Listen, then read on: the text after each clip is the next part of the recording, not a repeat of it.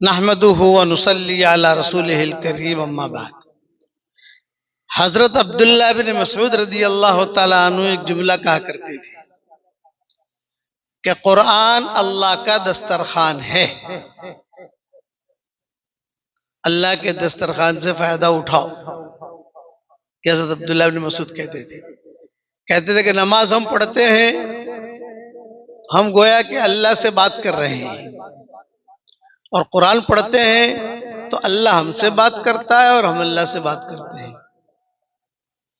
اس لیے قرآن بہت بڑی دولت ہے۔ میرے والد صاحب رحمۃ اللہ علیہ نے بڑھاپے میں حفظ شروع کیا۔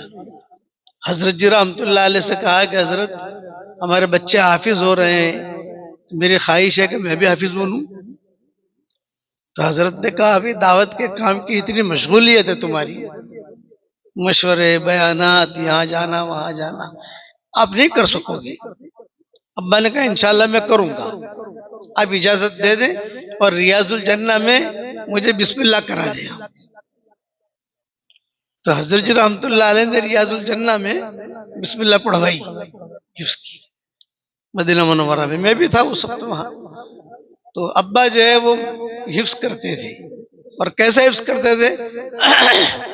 بیان کے لیے جا رہے ہیں، وہ آیتیں رٹتے تھے، 2 آیت 3 آیت 2 آیت 3 آیت، اور مجھے بٹھاتے تھے، کہتے دیکھو بیان کے اندر مجھے آیت پڑھنے کی ضرورت پڑے گی، تمہارا بچپن کا ہے میرا 55 کا ہے۔ یہ جملہ کہتے ہیں کہ تمہارا بچپن کا ہے میرا 55 کا ہے۔ تو 3 سال میں والد صاحب رحمۃ اللہ علیہ نے حضرت جی کے ہاتھ پر ہی ریاض الجنہ میں قرآن ختم کیا حفظ کر کے، 3 سال میں۔ اور یعنی وہی بسم اللہ ہوئی، جس جگہ پر بسم اللہ ہوئی تھی، شروع کیا تھا، اسی جگہ پر ختم۔ تو حضرت جی رحمۃ اللہ علیہ پوچھتے تھے کہ تم قرآن کیسے پڑھتے ہو؟ ابا کہتے تھے کہ میں ایسے ہی پڑھتا ہوں نا۔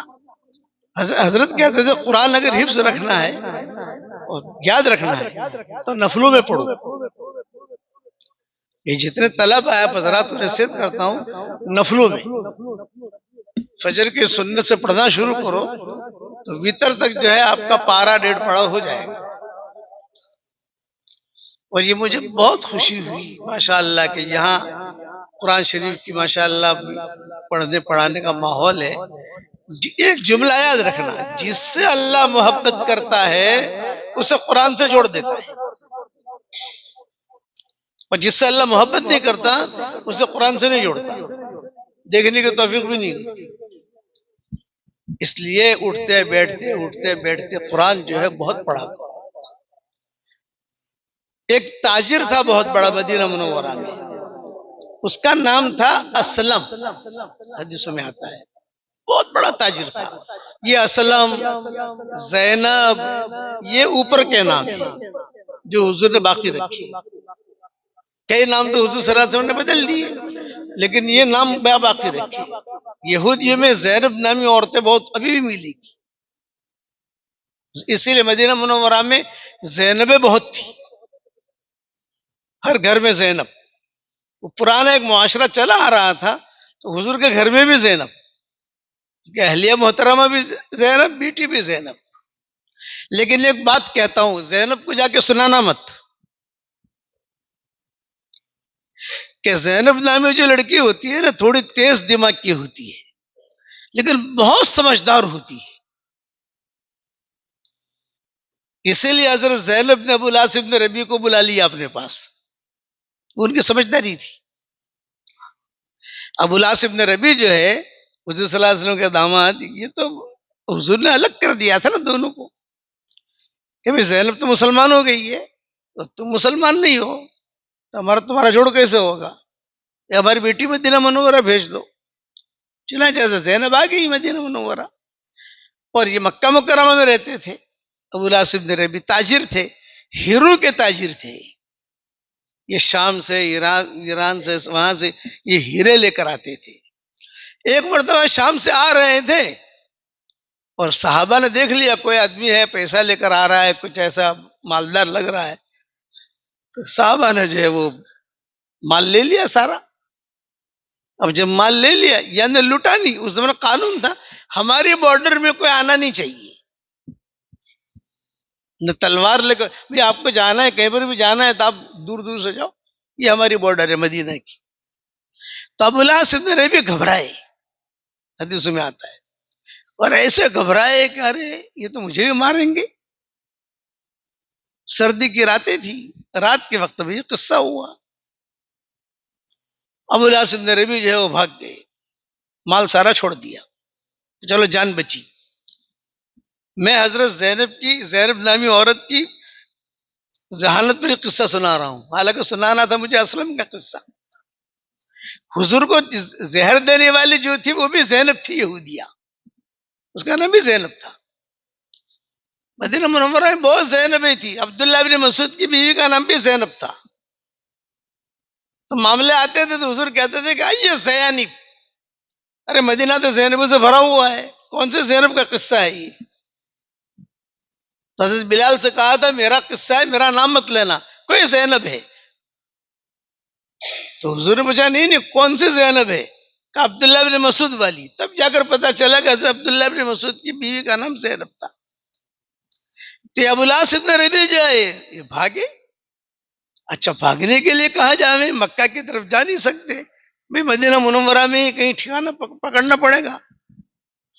سردی کی راتیں تھی، دوڑے دوڑے آئے اور دل میں خیال آیا کہ بھی جو میری اہلیہ تھی زینب وہ بھی مدینہ میں ہے، تو میں کسی سے پوچھ لوں اس کا گھر کہاں ہے۔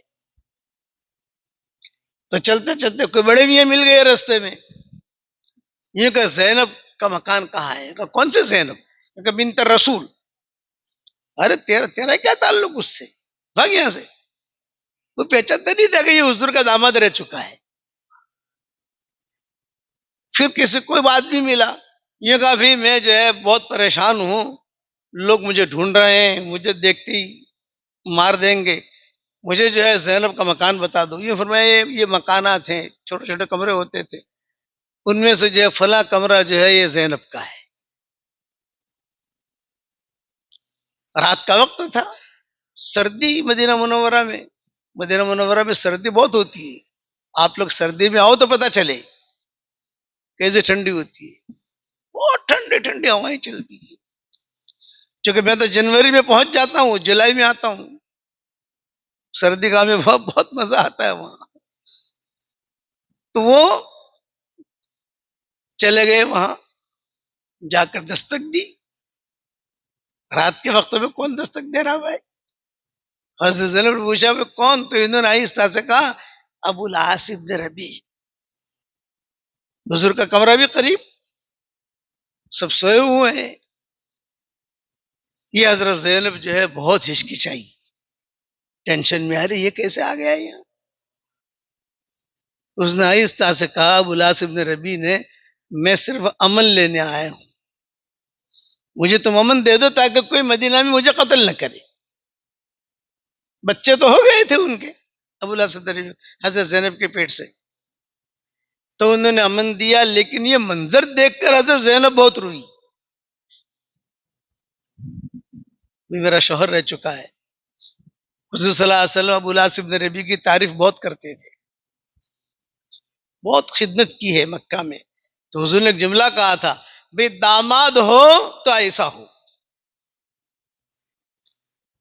تو حضرت زینب جو ہے بستر بھی دے دیا، بچیوں کو بھی جگہ دیا سب کو، اور یہ کہا کہ اس کو جلدی سے وہاں کسی جگہ سلا دو ان کو، تاکہ کم سے کم ان کی رات تو گزر جائے۔ جو بھی کھجورے وغیرہ، دور سے بھاگا بھاگا آدمی آیا ہے، انسانی احترام۔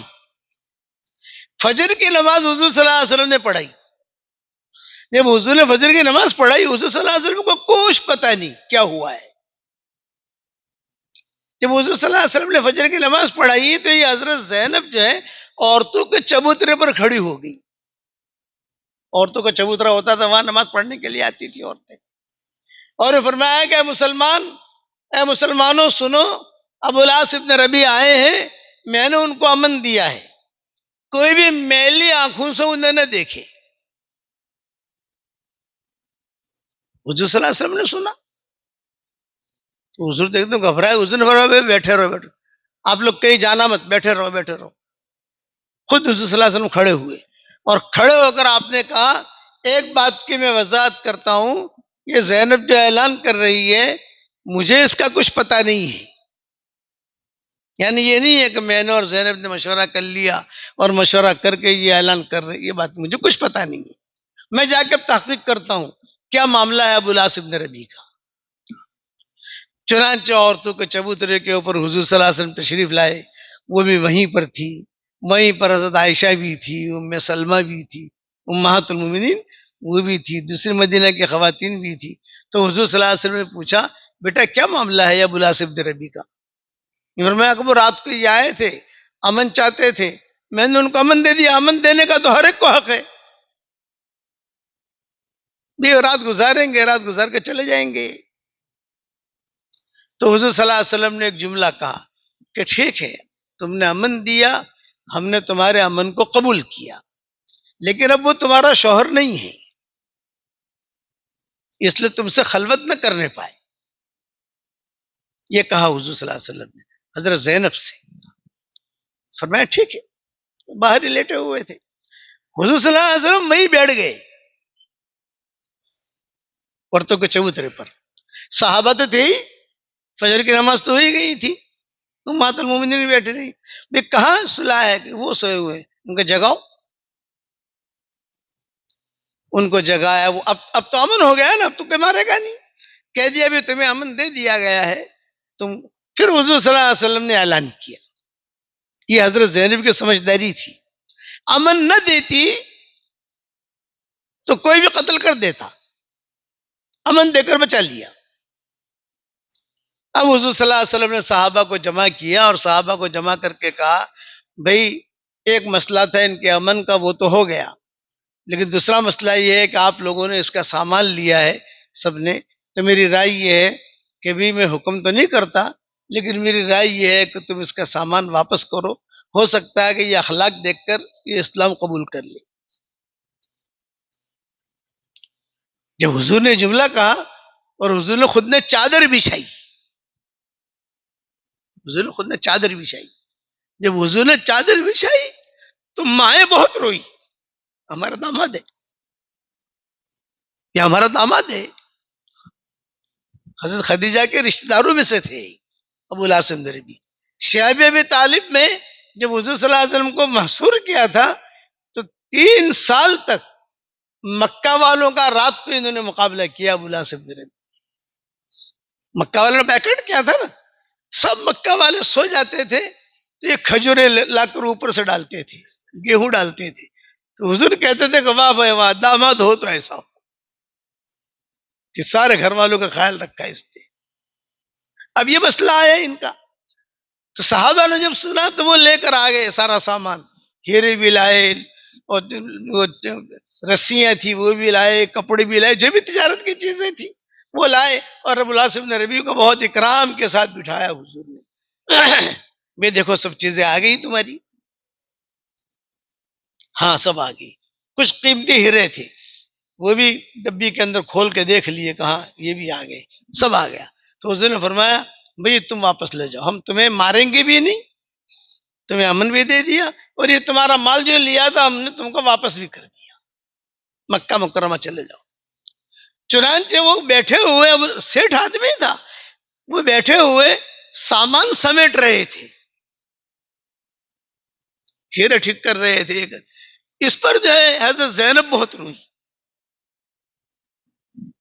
میرا شوہر رہ چکا ہے، ایک میاں بیوی کی فطری محبت تو رہتی ہے. پھر وہ جو ہے وہ سامان انہوں نے سمیٹا، خود انہوں نے اپنے ہاتھ سے اسے باندھا ابو العاص بن ربیع نے، اور اٹھانے کی کوشش کر رہے تھے تو وہ وزنی تھا. تو حضور خود کھڑے ہوئے اور یہ کر کے ان کو کندھے پہ رکھا، سہارا دیا. اور ابو العاص بن ربیع وہاں سے روانہ ہوئے. چونکہ بڑی بڑی بلڈنگ یہ تو تھی نہیں، چھوٹے چھوٹے مکانات تھے.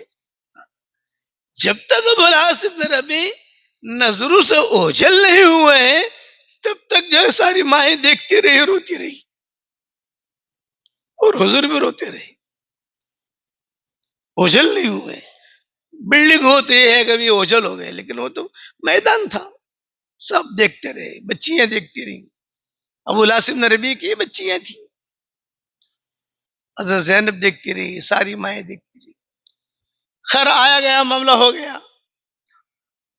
حضور صلی اللہ علیہ وسلم حضرت زینب سے کبھی کبھار یہ کہتے تھے کہ مجھے اللہ کی ذات سے امید ہے کہ اللہ اسے ہدایت دے دے گا.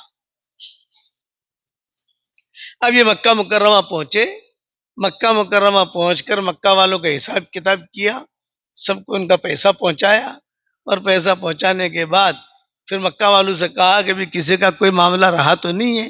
بولا نہیں، کوئی معاملہ نہیں رہا، لیکن جب تم شام جاؤ تو ہم سے پیسے لے لینا تاکہ پھر سے ہمارا بزنس تم کر کے ہمیں دو. ابو العاص بن ربیع نے کہا کہ نہیں، میرا ارادہ بزنس کا نہیں ہے، بس یہ پیسے تمہارے واپس کر دیے، امانتیں تمہاری واپس ہو گئی، اب تم اپنے امانتوں کو سنبھالو، جہاں لگانا ہو پیسے لگاؤ. پھر انہوں نے مدینہ منورہ کا رخ کیا ابو العاص بن ربیع نے. اچھا حضور صلی اللہ علیہ وسلم کو کچھ پتہ نہیں، وہی بھی نہیں آئی، ایک تک وہی کے ذریعے سے خبر ملے کچھ نہیں. وہ قافلے جو آتے تھے تو قافلے کہتے تھے ابو العاص بن ربیع کو ہم نے مدینہ کی طرف آتے ہوئے دیکھا ہے. ایک نے خبر دی، دوسرے نے خبر دی، لوگ دیکھتے تھے نا جا رہا ہے اونٹنے کے اوپر. دو تین آدمیوں نے حضور کو کہا کہ ابو العاص بن ربیع کو ہم نے مدینہ کی طرف آتے ہوئے دیکھا ہے. حضور صلی اللہ علیہ وسلم نے کوئی تحقیق نہیں کی، یہ کبھی پتہ نہیں کیوں آ رہا ہے، یہاں آ رہا ہے یا یہاں سے گزر رہا ہے. یہ بھی تو شام جانا ہو کسی کو تو مدینہ منورہ سے گزرنا پڑتا ہے، کچھ پتہ نہیں. لیکن حضور صلی اللہ علیہ وسلم کو دل کے اندر یہ تھی بات کہ یہ ہو سکتا ہے مسلمان ہونے آیا ہو. تو حضرت زینب سے اشارتاً کہا تھا ایسی خبریں ہم سن رہے ہیں کہ ابو العاص بن ربیع مکہ مکرمہ سے نکل چکے ہیں اور مدینہ منورہ کی طرف ان کا رخ ہے. کس غرض سے آ رہے ہیں یہ ہمیں پتہ نہیں. لعل اللہ یہدی، لعل اللہ یہدی، ہو سکتا ہے کہ اللہ اسے ہدایت دے. یہاں تک کہ قبا پہنچے. قبا پہنچ کے جب قبا پہنچے تو قبا تو ہماری بستی ہے، وہاں تو ہمارے رہنے والے ہیں سارے کے سارے. قبا آ گئے مطلب کہ مدینہ میں آ گئے. قبا جب داخل ہو گئے تو مدینہ منورہ میں آ گئے. ذوالحلیفہ آ گئے تو گیا مدینہ منورہ میں آ گئے. یہ تو قبا تک پہنچ گئے.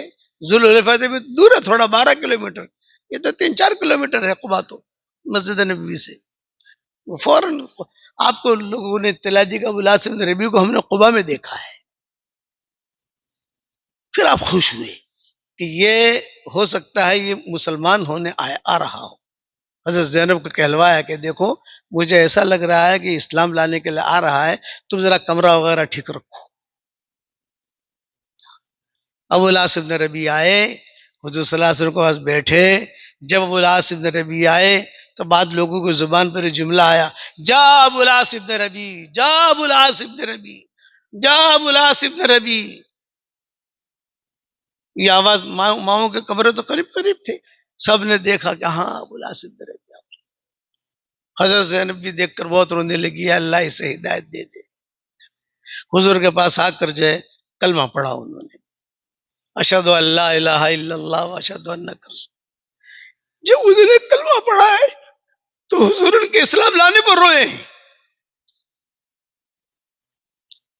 میری بہت خدمت کی تھی، میں چاہتا تھا کہ بغیر ایمان کے نہ جائے. ایمان تو بہت بڑی دولت ہے. اور حضور نے ہاتھ پکڑا ابو العاص بن ربیع کا اور خود ہاتھ پکڑ کر حضرت زینب کے کمرے میں لائے. کہا تم دونوں میاں بیوی ہو، میاں بیوی کی طرح زندگی گزارو. تم دونوں میاں بیوی ہو، میاں بیوی کی طرح زندگی گزارو. پھر ان کی زندگی بہت اچھی گزری ابو العاص بن ربیع کی. ابھی وقت نہیں ہے، ہمیں سفر بھی کرنا ہے، بعد میں کبھی سنائیں گے انشاءاللہ. یہ حضرت زینب پر میں نے قصہ سنایا. بس آج دوسری نصیحت یہ کرتا ہوں کہ قرآن بہت بڑی دولت ہے، اس لیے قرآن شریف سے جوڑ رکھنا، اور اگر قرآن شریف پڑھنے میں کبھی سستی لگے تو اللہ سے معافی مانگنا. کبھی یہ لگے کبھی سستی آ رہی ہے یار، نہ، قرآن پڑھتے رہنا. اور ہمیشہ ایک بات میں کہتا ہوں کہ قرآن شریف کا ورق الٹنے کے لیے عام طور سے ہمارے ماحول میں عادت ہے کہ ہم اپنی انگلی پر تھوک لگاتے ہیں اور ورق الٹتے ہیں. یہ قرآن کی بے ادبی ہے. ہمارا تھوک قرآن کو لگتا ہے. اس لیے احتیاط کریں. ساری دنیا میں بیماری ہے، صرف موریتانیہ اور صومالیہ یہ 2 ملک ایسے ہیں جہاں یہ بیماری نہیں ہے. وہ لوگ سیکھے رکھتے ہیں یا کوئی ترتیب کرتے ہیں، اس سے ورق الٹتے ہیں. سب طرح میں نے یہ مضمون عبد الرحمن سدیس کو بھی پہنچایا، اور عبد المحسن جو ہے امام حرم شریف کے مدینہ منورہ کے، یہ آج کل قرآن کے کام کے ذمہ دار وہ ہیں، اور ہم دونوں ساتھ میں ہی بیٹھتے ہیں حرم شریف کے اندر. مدینہ منورہ کا میرا قیام ہوتا ہے تو عبد المحسن جو امام صاحب وہ مجھے بھی پہچانتے ہیں، میں ان کو بھی پہچانتا ہوں. تو ہم دونوں تقریباً آگے پیچھے ہی بیٹھتے ہیں. لوگ ہمیں پوچھتے ہیں کہ تم کہاں بیٹھو؟ میں نے کہا جہاں عبد المحسن بیٹھے ہیں وہاں آگے پیچھے میں بیٹھا ہوں، وہاں آ جاؤ. ان لوگ کو بچے کہ یہ بلوا عام ہے. بلوا عام ہے تو سدھارو، تھک تو نہیں لگنا چاہیے نا. بھائی بلوا عام ہے تو اس کو سدھارو، اور جو تدبیر کر سکو تم. ہم تو یہ تدبیر کرتے ہیں کہ اب تو بچوں کو کہتے ہیں، ہمارے جو بچے ہیں ہمارے مدارس ہیں ان کو کہتے ہیں ہم، تو آپ حضرات جو ہے اپنا تھوک قرآن کو مت لگانا، ٹھیک ہے. اور وہی میری نصیحت کہ سورہ اخلاص بہت پڑھتے رہنا. اللہ نے بہت جان رکھی ہے اس میں. جب سورہ اخلاص نازل ہو رہی تھی 70,000 فرشتے لے کے آ رہے تھے، تو سارے فرشتے پوچھ رہے تھے یہ کیا لے کے جا رہے ہو؟ بولے اللہ کا نسب نامہ لے کے جا رہے ہیں. اللہ کا نسب نامہ. مکہ والوں نے کہا تھا نا انصب لنا ربک، بھائی اپنے رب کا نسب نامہ بیان کرو. تمہارا نسب نامہ محمد ابن عبداللہ ابن عبد المطلب، اس کا نسب نامہ یہ. اللہ کا نسب نامہ کیا ہے؟ اللہ نے سورۃ اتاری. جتنی فضیلتیں ہیں اس کو آپ جانتے ہو. 10 مرتبہ سورہ اخلاص پڑھ لو گے جنت میں ایک محل تیار ہو جائے گا انشاءاللہ. اب جتنے محل بنانے ہو بناؤ. میرے والد صاحب رحمۃ اللہ علیہ فرماتے تھے کہ بیٹا یونس، رات کو اگر نیند نہ آوے تو 5-6 بنگلے بنا دینے کے جنت میں. کروڑ بدلتا ہے نا. 5-6 بنگلے بنا، 5-6 بنگلے بناتے بناتے نیند آ جائے گی. آپ یہ ابا میں کہتے تھے کہ 5-6 بنگلے بنا دینے کے. اور بولے کہتے تھے کہ دنیا کے پراپرٹی کا فکر نہیں کرنا، آخرت کے پراپرٹی کا فکر کرو. جنت میں اپنے بنگلے ہوں گے تو حشر کا میدان میں اللہ کو کہیں گے اللہ پاک ہماری پراپرٹی تو یہاں چھپی تھی. ہمارے شکاگو میں ایک ڈاکٹر نہیں ہے، جب سے میں نے بیان کرنا شروع کیا تو اس کا مجھے فون آیا کہ مولانا میں نے 10 لاکھ مرتبہ سورہ اخلاص پڑھا، 5 لاکھ مرتبہ آپ کو ہدیہ دیا، 5 لاکھ مرتبہ میں نے میرے لیے رکھا. بس یہ بتاؤ تو مولانا بنگلے ملیں گے؟ میں نے کہا میں کروڑ مرتبہ قسم کھا کے کہتا ہوں کہ بنگلے ملیں گے.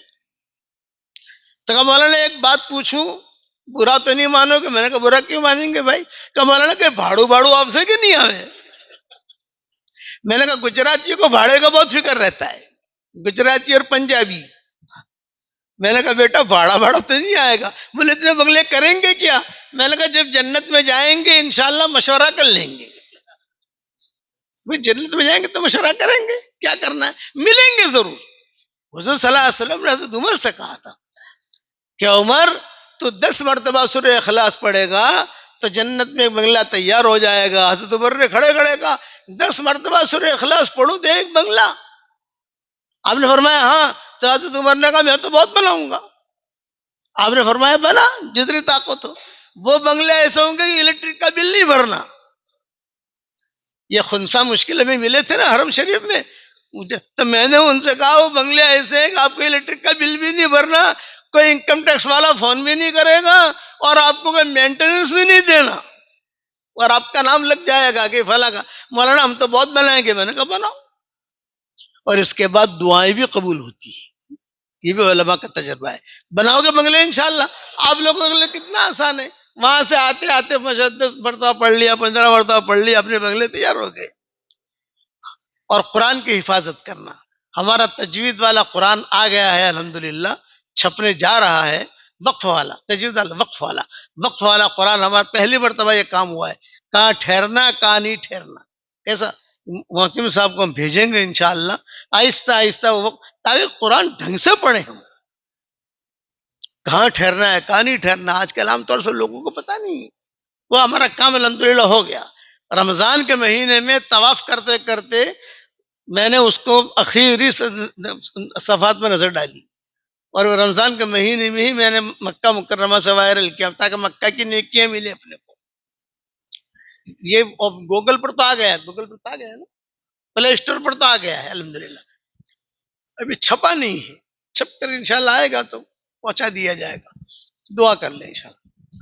اللہم لک الحمد کلہ ولک المن کلہ لک الشکر کلہ ولک الملک کلہ لک الخلق کلہ ولک الفضل کلہ وإلیک یرجع الامر کلہ وإلیک یصعد الکلم الطیب کلہ لک الحمد بالاسلام لک الحمد بالایمان لک الحمد بالقرآن لك الحمد حتى ترضى لك الحمد إذا رضيت لك الحمد بعد الرضا. اللهم لك الحمد كالذي نقول وخيرا مما نقول لك الحمد كالذي تقول لك الحمد في الحال ولك الحمد في المآل لك الحمد في الأولى ولك الحمد في الآخرة. اللهم آت نفوسنا تقواها وزكها أنت خير من زكاها أنت وليها ومولاها. اللهم اجعلنا من أهل القرآن هم أهلك وخاصتك يا رب العالمين. اللهم اجعل القرآن العظيم ربيع قلوبنا ونور صدورنا وجلاء أحزاننا وذهاب همومنا وغمومنا وسائقنا وقائدنا إليك وإلى رضوانك وإلى جناتك جنات النعيم. اللهم اجعلنا ممن يقرأ القرآن فيرقى ولا تجعلنا ممن يقرأ القرآن فيشقى.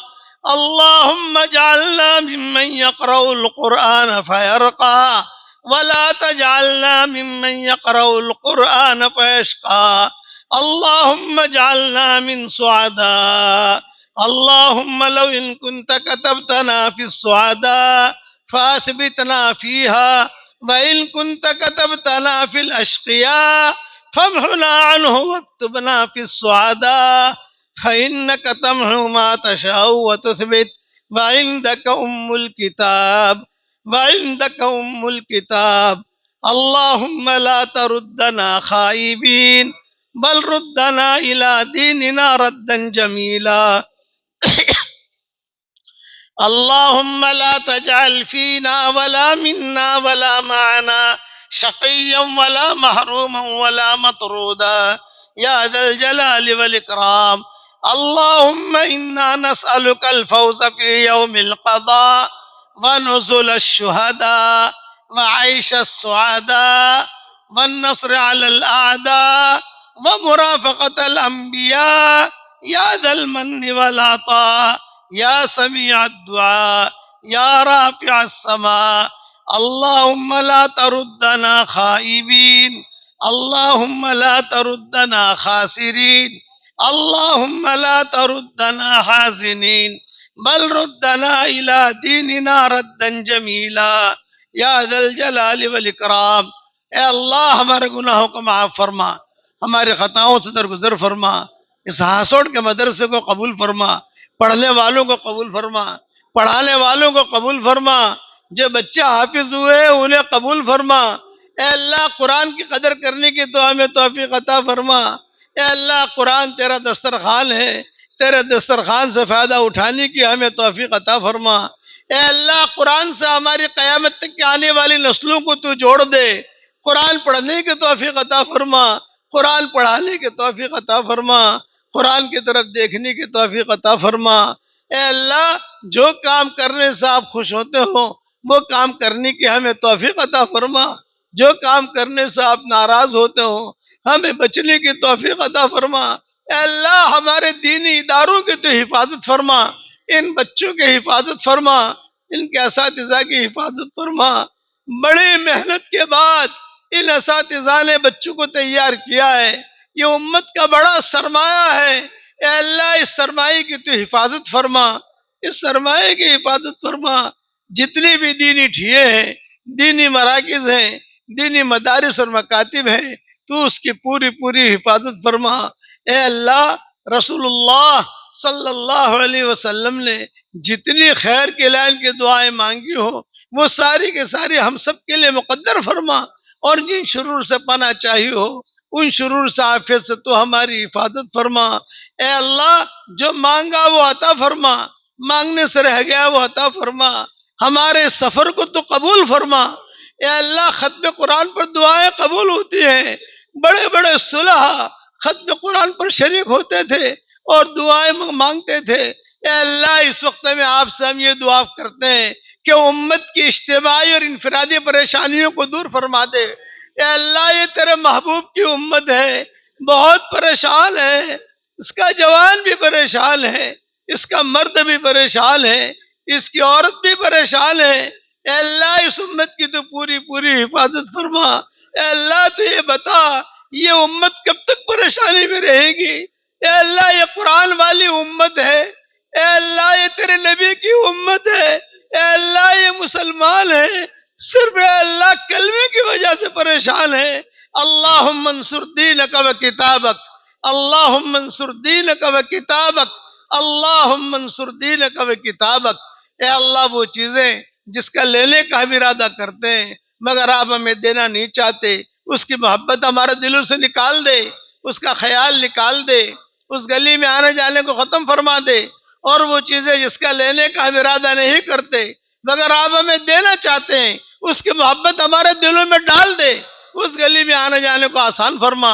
اے اللہ، دنیا میں جس نے بھی مجھے دعاؤں کے لیے کہا ہو یا دعاؤں کے لیے خطوط میں لکھا ہو، جن کا ہم پر کسی قسم کا حق اور احسان ہو، یا جو مجھے اپنی دعاؤں میں یاد کرتے رہتے ہوں، مائیں بہنیں مجھے اپنی دعاؤں میں یاد کرتے رہتی ہوں، یا جو مجھے دعاؤں کے لیے کہنا چاہتے تھے مگر کہہ نہیں سکے ہوں، اے اللہ، عافیت کے ساتھ ان سب کی اور ہم سب کے جائز مرادوں کو پوری فرما کر اس میں خیر کی شکلیں اور صورتیں پیدا فرما۔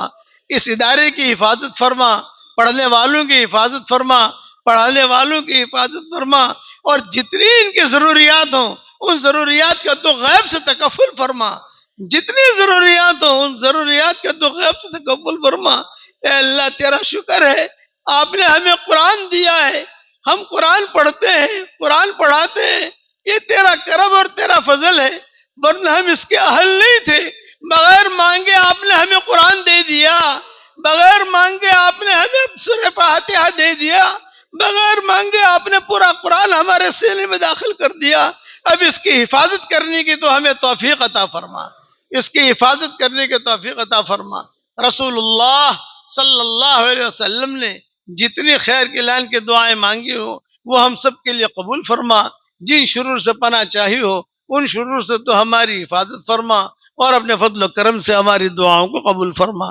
سبحان ربنا رب العزت عما یصفون وسلام علی المرسلین والحمد للہ رب العالمین۔ بھئی میں سلام کر لوں، آپ ذرا سلام کا جواب دے دیں، ہمیں سفر بھی ہے، سب سے مسافہ تو مشکل ہو جائے گا ہمارے لیے۔ السلام علیکم ورحمۃ اللہ وبرکاتہ۔